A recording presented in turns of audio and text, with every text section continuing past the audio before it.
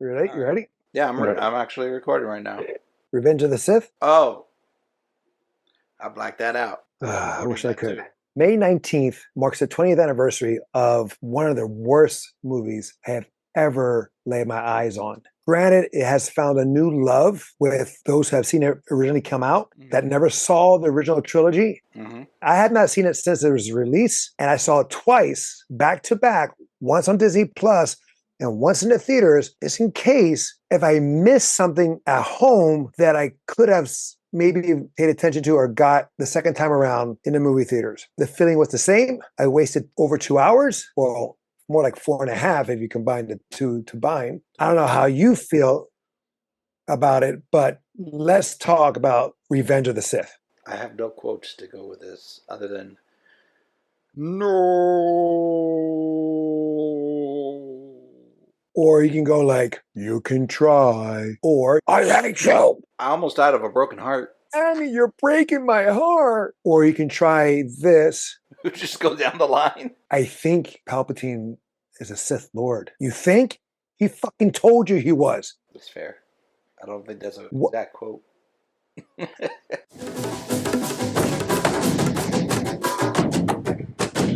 Welcome back to Tales of Two Bros. My name is Angel, I'm Adan. where we give you a review at least once a week. Spoiler alert. Now, just in case, is your mic on or are you using the computer mic? Well, it's on. I'm seeing it fluctuate. I'm watching that just in case. Because it sounds like you're using the computer microphone. No, it should be. Do I sound better now? Yeah, when you're closer to it. Yeah. Yeah, I gotta be facing it. Which I could do. I could just be like this and Did you see it in the theaters or Disney Plus? Disney Plus, man. So you didn't bother going to the theaters? It's not that I didn't bother. A, it was a scheduling thing, and B, they were going to charge me. So What? They were going to charge you? every now and then they'll do like a charge for like a re-release or limited, like they did for Vampire Hunter D, and I was like, No, I get that. yeah, I can get accept that. that every now and then, but I wasn't going to do it for this one. Right. No, I get it. No, for me, there was no charge. And I find it funny, though, because what time we're recording this, it is May the 4th. By the way, May the 4th be with you. In a filmmaker's standpoint, this movie is shit. Holy crap. I was looking at it, I was like, there are so many bad moments, and the editing is horrendous. The editing here is horrendous. I was like, it's almost like someone from high school going into the movie business, and this is what they came up with. That's exactly what happened. Well, I'm just saying, like, George Lucas hasn't directed since A New Hope, but then he did the prequels. And then, he surrounded himself with yes men. And I think Phantom Menace, even though I hate it as well, is a better movie than this. I get what you're getting at, but here's the Mhm. thing, and I'm just going to get this out of the way.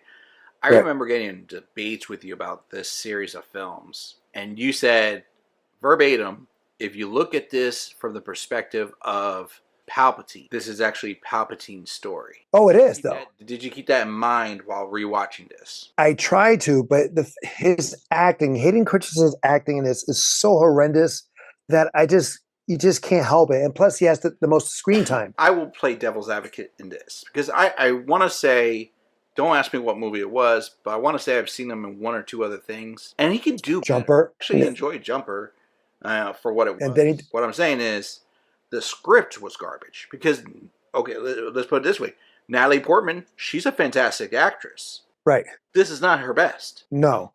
This is what reminded me of, like, in the sense of Return of the Jedi. You have A New Hope, you have Empire Strikes Back, and the writing there is much better. The acting is much better. In Return of the Jedi, the acting is not so or not so good. You have Palpatine, you have Darth Vader, and you have Han Solo, their persona, but like the acting from Leia, from Luke, it was very Broadway. True. And you had very Broadway. Yeah, but no, I'm just saying, though, the acting, the Ewoks didn't really act. Come on now. Yeah. But I'm just saying, the acting wise, it was very dramatic. Walk away, turn your back onto the person as you talk, as Leia and Luke did an Endor as they're having a conversation. That's what's similar to here in the sense of, like, the acting is so poor, very Broadway. You say the lines, you don't really know the lines. Granted, Palpatine was awesome. You have Ewan McGregor as Obi-Wan, knocked that out of the park as always in that aspect. But that's pretty much it. But the mistakes in this film and like I said, it's the editing. If it was re-edited, and again, just like in many Star Wars, they forget what was laid out before. No force run. There is zero force run. There are some jumping, force jumps, and they're not using the force enough. Then they know who's around them. R2-D2 in this felt like he was playing more like 3PO character in the sense of not really smart. He was being a little silly. He wasn't what we known how he was in the original trilogy. And again, he has more gadgets than he does. The original trilogy is supposed to be the future of the prequels, but yet he can do a lot more than he did in there. Yeah, of course, the technology, blah, blah, blah, but that shouldn't be the case. If he can't do it in the original trilogy, he should not be able to do it in the prequels. Okay. You know what I'm saying? Like, he's flying, he's catching things. He didn't fly in freaking original trilogy. He didn't catch things when he's past or walkie-talkie, whatever that thing was, the communicator. Obi-Wan tosses it to him and he catches it. Like, what the hell? Like, single-handed? I was like, no. Yeah. I mean, I can just tear this apart. I can tear it apart in so many ways. It's just infuriating. Well, I actually made the argument with a friend at work, and I said I could see where they were going for the film.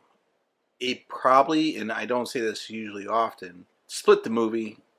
If they did it like Lord of the Rings, Return of the King kind of thing, like split it into two, so they can iron out this, because it felt rushed. Oh, it's definitely long, and then it absorbs a whole portion of the film just to get to one point, and then everything else is just rushed. Cliffhanger could have been like when he finally turned to the dark side, and that's a whole new movie right there. Start on Order 69. I was going to call it 69. 66. Or like right before the Mace Windu fight. Somewhere around there. No, it would have been good. But the thing is, they spent too much time in the sense of... On the first part. Well, not on the first part, but like when he orders 66, it happened in an hour 20. And then there's so much more. The fight with Obi-Wan and Vader is about 40 minutes long. It's a long-ass fight, which makes no sense. So they focus on the wrong parts. Well, yes. I mean, listen, granted, I didn't see no struggle within Anakin of good or evil. There was no struggle there. There was none. That Game of Thrones moment when Daenerys in the last season and she goes full crazy out of nowhere. Well, that's what it was. I mean, that's what I'm saying. Listen, it's on par with that. Well, here's the thing. Like, okay, the problem with this also in episode 1, Annie is a sweetheart. He cares for his mother. He cares for the people that he's around. All that stuff. We don't see any bad things about him. And George Lucas purposely let stuff like that. There's like deleted scenes where he loses his temper. That would have been great to show that, but he doesn't show that. Then we see him episode 2, I hate that thing, but he's like, comes out already arrogant. He is a stalker. He's like very immature. He's already like, what happened that made him arrogant? We don't see that. We just see him talking as like, I'm better than Obi-Wan than he ever was at my age, or his age. And he loses it when he kills the Sand People because of his mother. But that was planned by Palpatine, as we know. Everything was all set up. Yeah. And there's stuff set up here. Like, Palpatine manipulates him by saying certain things about the Jedi Council doesn't trust you, blah, blah. And there's also but deleted scenes where he's saying that Padme doesn't trust Annie, or Annie should not trust Padme. Something's up with her. Like, she spends too much time with Obi-Wan. Things like that. Like, and then is told, or like he is exposed, that Palpatine knows about his nightmares. So that's saying that he is putting in the nightmares in his head. Everybody knows about it because he doesn't know. And the thing is, like, he tells Anakin that he is Sith twice. He tells him at the opera scene where he talks about Plagueis the Wise, and you don't freak out. Like, he freaks out. Like, how do you know about the Sith? When he's talking to him right before Annie turns a lightsaber on him, you're the Sith Lord we've been looking for. No civilian should know about the dark side. Hell, some of the Jedi don't even know about the dark side. So how is Palpatine saying that? And like, and then in that moment too, at the opera scene, Palpatine is telling him, I am your father, because he learned the ways of how to manipulate the midichlorians. And as he's saying it, he's looking at Annie, because Plagueis the Wise knew how to do it. We find out because of the acolyte. He tells him that, and like no one really knows. Like, I was like, so like for the longest time, people didn't know that Darth Sidious and Palpatine were the same person. Mm-hmm. And those are the same people that love their prequels. Those are the same people who would watch the prequels first, then watch the original trilogy,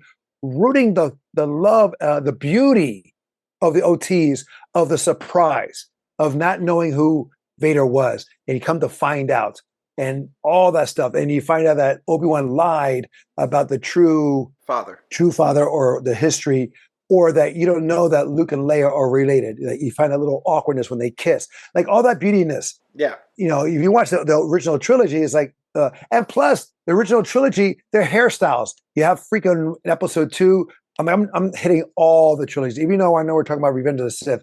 I'm hitting everything because I fucking hate this trilogy. That you have the mullet Obi-Wan has in the episode 2. You have the updated haircut with the tassel freaking thing on episode 2 from Anakin, and then you have the long locks in episode 3. Anyway, it's just, this movie is so bad. There's so many, the acting, the line is just, this is why like the original trilogy is so good in the sense you have George Lucas doing it, and it was a mess then. But his wife at the time was a renowned editor.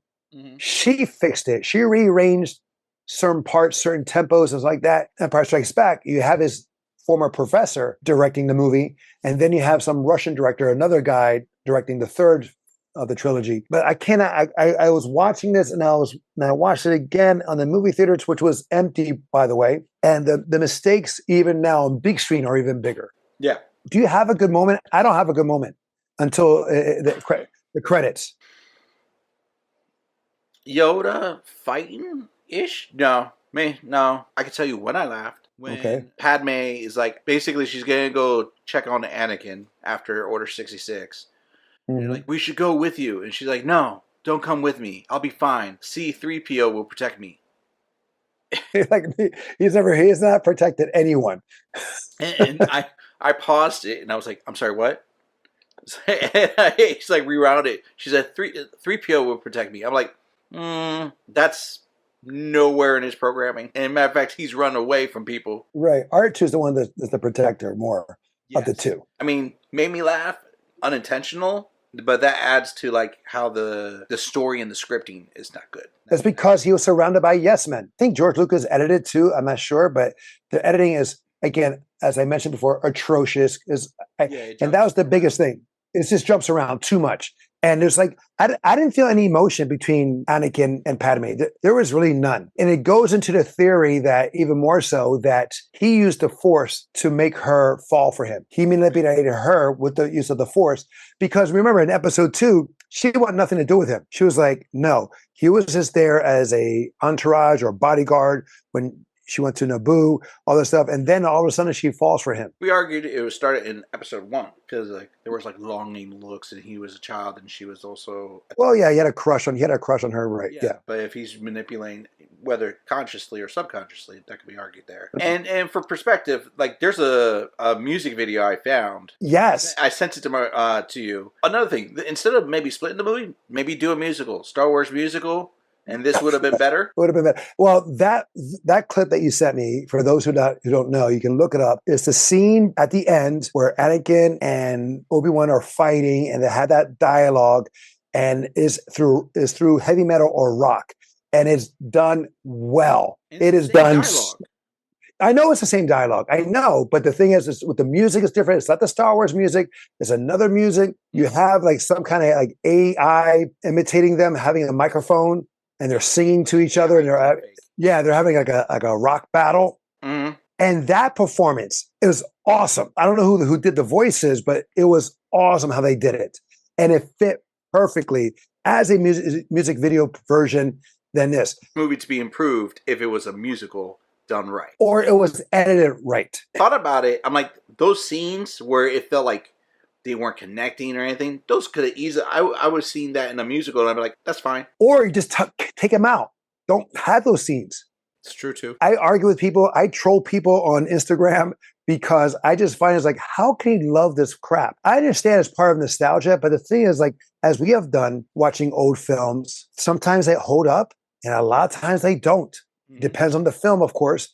And they're terrible. Do you remember when you first saw this movie? I think it was when it first came out in theaters. Same with me. And I saw it with my girlfriend at the time, who was a huge Star Wars fan. We went there, I think, at the 3 o'clock in the morning viewing. And that when we came out, it was daylight. Her and I, huge Star Wars fans, left pissed. Understandable. It was so annoyingly painful to watch. It was like we watched all this just for him to turn, and he doesn't turn really to the dark side until he gets his legs chopped off. Yeah. I mean, even the things he says, where like he's like, the Jedi have betrayed the Republic. He goes, well, if you believe that, you're truly lost. I'm like, yeah, that's pretty wild statement to make because of the whole what you did with Mace Windu. Where are you? Where are you? The dark side took over. Okay, I can see. But I'm just saying, like, his eyes don't change color. None of that until the end, until his legs get chopped. His eyes are regular the whole time. Mm-hmm. That's one nitpick, or not really nitpick. No, that's a critique because it's not. This is not nitpicking because it's terrible. He does not suffer enough. You say that he suffers. No, he mourns the loss of his mother. Yes, in episode 2, and he loses control. All right, and understandably so. But here he is not really struggling. All he is doing is worrying about the woman that he tricked to fall in love with him, that she may die. Or fall for his master. Right, but there's really nothing like that. There's really no argument, though. He says, was Obi-Wan here? Yeah, he's worried about you. Okay. No, but that's, if we're talking about like he's manipulating her this entire time, that's also a closet fear that you see in like the second movie, that like Obi-Wan's too close with her. And even at the end, he's like questioning, like, you turned her against me. He's like, she's with him, and he's like, it's not what it looks like. It's like a couple bickering. I understand that, but the thing is, it's not being shown. No, and I get that too. You know what I'm saying? Like you gotta see the struggle. Let us know if he's struggling from the light and the good, the light and the dark. We gotta see that. Obi-Wan was here. Yeah, he's worried about you. Okay. No real argument with her. He doesn't lose it and stuff like that. Well, he's emotionless anyway. I mean, you have Matt Lanter's performance in the Clone Wars of Anakin, and then Hayden copies it for Ahsoka. He copies another actor who done it after him. He does it better. And what does he do? He copies that performance. That means that, it's really bad. But I want to tear this shit apart, because when we see the crawl, right? Usually in the crawl, it says 2 Jedis come to save Palpatine. Why not say Obi-Wan and Anakin come to save him? They put him mysterious when before they've talked about Vader, they've talked about Luke, they talked about Leia in the crawl. And then they're taking their time to get to the ship where Palpatine is held hostage, supposedly. Mm-hmm. But, oh God, Jesus Christ. I'm getting so frustrated because I really hate this fucking movie. Their fight with Dooku. Mm-hmm. Dooku does a flip. When we seen, no, but I'm saying like we've seen him do similar, but he doesn't flip. He levitates up and slowly descends. That flipping shit, for some reason, George Lucas thinks that the prequels needed. It was like overkill. That little floating up, and we've seen him again. We've seen him do it in episode 2. We've seen him do it in the Clone Wars. He just slowly descends. And that's a cool ass move. And then he dismantles or knocks out Obi-Wan. A huge ass ledge falls on Obi-Wan's legs. Doesn't crush him. Oh, he's a Jedi. But still, doesn't crush his legs. No. Then Anakin disarms or dishands Dooku, and you hear Palpatine, do it. Anakin's like, I shouldn't. Where's the struggle there? There is no struggle. And after he does it, it's not the Jedi way. Yeah, but you're protecting your emperor and blah blah blah. You're acting in self-defense. So. But before they get there, they're in an elevator shaft, right? Anakin goes up and he comes back in. Why does Obi-Wan get startled? Oh, it's you. Shouldn't you guys be connected to the Force that you know that where Anakin is? I don't know, because like even you can argue that might be a level of training, because like they don't use Force Ghosts until after this. But it doesn't matter. Your master learns a skill of immortality. Yeah, but we're not talking about that. We are talking about living creatures that are part of the Force. You're all connected. You should know. Yeah, I understand that. And I'm just discussing the fact that the only one who actually does that in all 3 films, besides, was it Qui-Gon? Qui-Gon. But he did it in the first, he does it in the first movie. He doesn't do it, he's dead. The only other one that does it is Yoda. You don't see any ones do it. No, but we had that in episode 4. I sensed something, a feeling I have not felt since, and then Vader walks away. So it's established that you guys that they are connected. Yeah. And I still find And I still find it stupid that Palpatine is of the Sith, but no one feels that he's the Sith. They can hide it that well. I think that's bullshit because they felt other people who are of the Sith. Much anger I feel from you, much what have you. We've seen it. And like I said, the Force run before he gets to Mace and Palpatine, we see Anakin running. Yeah. And he's just jogging, whatever. He's not force running. If it's an emergency, you will force run. And then right before he shows up to Mace and Palpatine, he's running and then he starts walking. Why are you walking?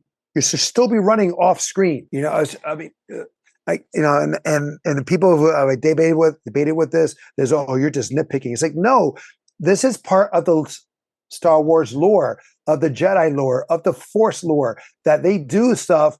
But George Lucas just said, fuck it, I don't care about that. Let's just have him walk. Also, when Attack 66 happens, the Jedi get taken down so easily. Even when Palpatine attacks the other Jedi, taken down so easily, they're like, they do the Snow White deaths. Yeah. When Snow White's in the forest, she's like, her hands are up like this. But even the one girl, the Twi'lek, she turns around, she gets shot. She's like, The only one that really put up a fight after Order 66 was a Padawan. Yes. And then he got.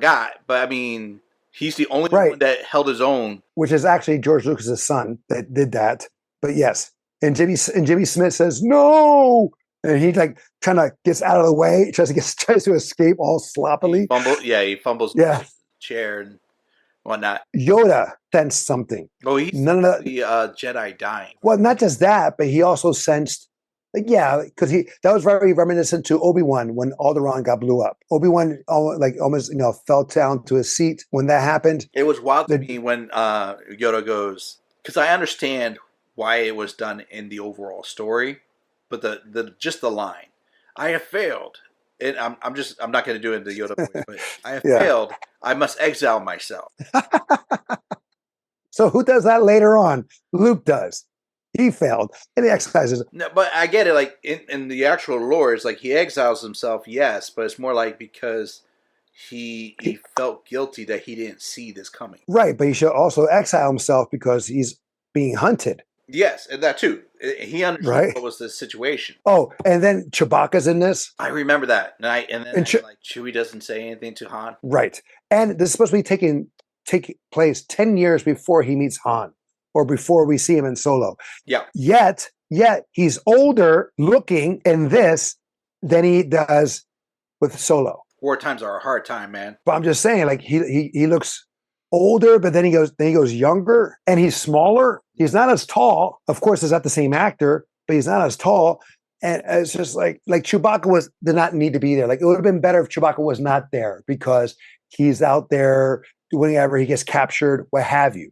What have I done? He cuts off Mace Windu's hand, helps him get killed. You have like the mind fuck of Palpatine that it's like, Annie, I need your help. I can't. I never understood the line. Ultimate power. He goes, unlimited power. But well, yeah, that too. He says, oh, I can't do no more. I'm so weak. Exactly. And then he's, does the electric fingers. And then Anakin is like, okay. Oh, wait.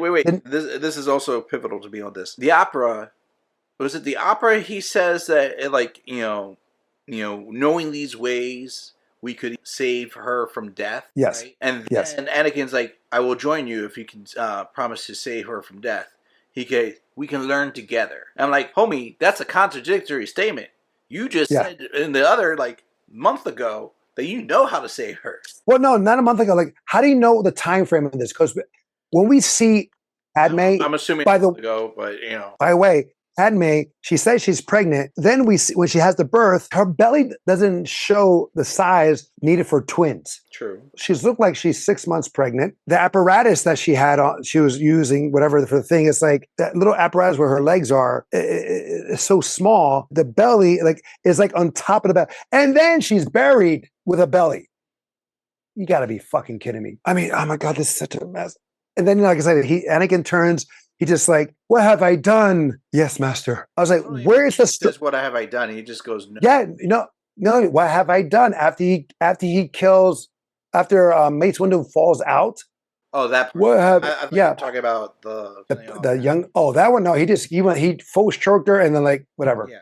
Oh, and that where Obi-Wan touches her face while she's knocked out. That's CGI. Of course. That hand is fucking CGI. Like it would have made sense. Like I know we hate the Acolyte as well, even though the fight scenes are far superior than here. Absolutely, I agree with that. The bleeding of the crystal, the Kyber crystal, they did an Acolyte.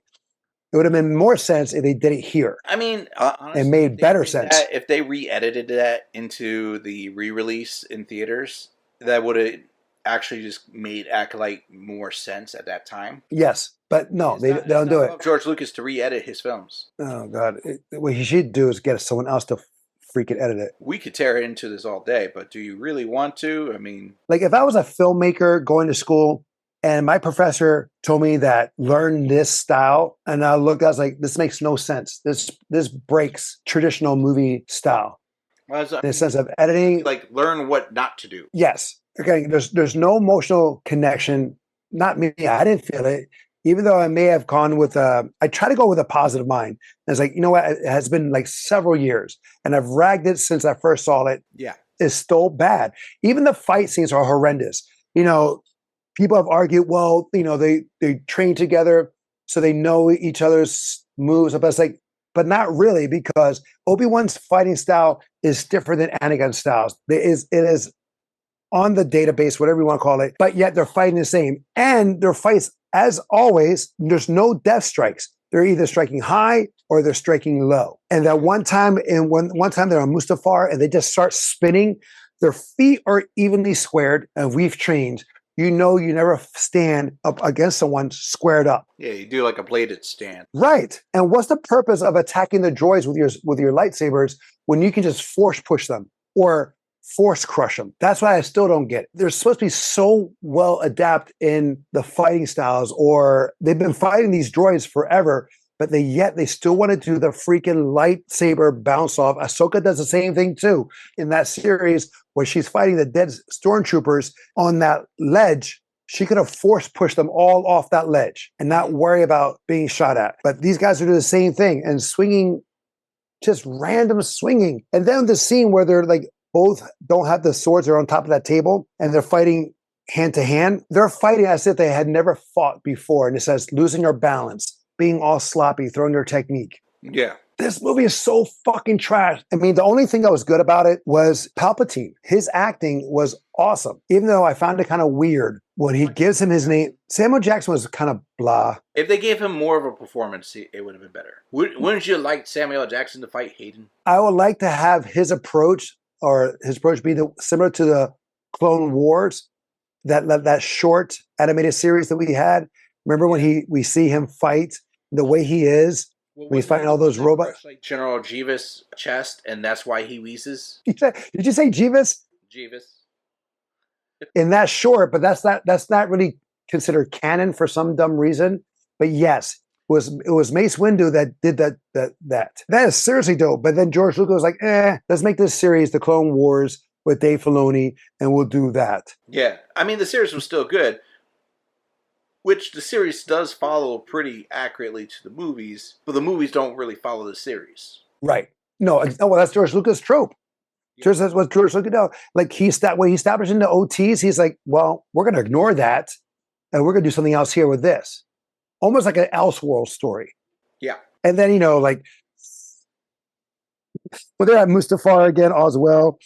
And Annie and Padme are arguing. And Annie looks up. He sees Obi-Wan. Obi-Wan's like standing just there. But why? I know we're jumping around because I'm just like so pissed off. Oh, she has so many outfits. So many outfits. It's like, what the fuck? Granted, that's how it was throughout the whole prequels. That every time you see her, she pretty much has a different outfit. But when she's combing her hair and he's staring at her and he goes, again, his acting is so bad. You are so beautiful. What's the pause? And they're talking about the baby and then cut, he's having nightmares. And then like, what? He gets up and walks away and she follows him. What's wrong? Oh, it's nothing. Annie, don't cut me out. What was it? I don't take film school. All right. I'm going to preface this. but this is a famous movie that is, But I did. okay, But so go you ahead. might know this. It's a famous movie that's usually shown in film school as like a testament of like what not to do, and it won an award or something like that. The guy with the black glasses and the long black hair? I think it's called The Room. And Yes, The Room, and then they did a movie about it, yes, and then like, it won awards. the dialogue, if you ever pay attention to it, is in very much the same pacing and very much the same style. When I graduated, I'm not sure when that movie came out, The Room, so I didn't see that one. Didn't because I graduated in the early '90s. So sorry. Listen, this movie fucking sucks. Even on Rotten Tomatoes, till this day, it is scored. I don't know how this is scored this much, but it is scored by the critics 79%, by the audience 66%. How is it that now a movie this bad by film critics think this movie is ranked higher? Granted, you have 333 reviews by the critics, and you have over 250,000 by the audience. But to me, this movie is even below. This movie is like 40. The only good thing it did was that we finally see Annie turn to Vader. But how and the reason that came is weak. Also, why does he, when he finds out that Padme died due to a broken heart, how come he destroys everything within that room except for Palpatine? Palpatine does not get touched at all. You got to be kidding me. You know, it's like you're selective. You have selective rage. I mean, you're about to kill the woman you loved. You're choking her, but the guy who lied to you, you're not going to do it. He swore an oath of loyalty. Oh, and then how does he get all this power? He says, I am much more powerful than I was before. It's like, when? He had 0 lessons in the Sith magic. Yes. 0 lessons. Unless they were off camera. And again, that just further proves that. But how? How is it off camera when he just turned them? Now go handle the younglings and then go handle the Trade Federation. Poor scripting, bro. And Order 66. So Order 66 says kill all the Jedi except for Anakin, who is a Jedi, still holding the blue sword. Sith, but yeah, but the thing is, he's still a Jedi in a sense. Like, planning this for 20 years. How does the clone troopers know that he's Sith when he's still dressed in Jedi attire? His lightsaber is still blue, eyes are still regular, but they don't shoot him. It's not like he's walking around with the blood of the Padawans on him. So, which is pretty weird. Which is pretty weird. You would think so, right? But then they show like a flashback when Obi-Wan looks like at the records, and apparently he does kill like maybe 2 adult Jedi. That movement was so weak. It looks, all he does is this. That's all he does. He blocks a light attack, and then he just gently stabs someone. I mean, there's stakes involved, but we don't feel it. You know what? I'll just turn to the dark side. Yes, this movie's crap. This movie is definitely crap. I don't care what people say. The movie is crap. There's the sequels trilogy overall is better than this. And those are bad. But you know what I'm saying? Watch those more. I will watch those even more. But yes, I have. You know what I'm saying? Even though Force Awakens is a copy of A New Hope and The Phantom Menace, this was painful to watch, and this is you can feel my anger. Yes, but you chose this. This was your own self-punishment you chose. I know, self-inflicting. I know. This is not worth the watch. Yeah, I agree with you. The score should be around 40. It's not worth it.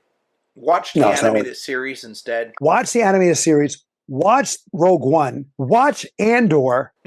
And then you watch this. Like, there is 0. Like, for me, I don't care. I never cared how Vader became Vader. That was, you know what I'm saying? It's like Joker. You don't really need the background behind Joker. Exactly. So it was like, I love, the mystery of it. The mystique. Yes, that was great. And then, all right, he made a mistake.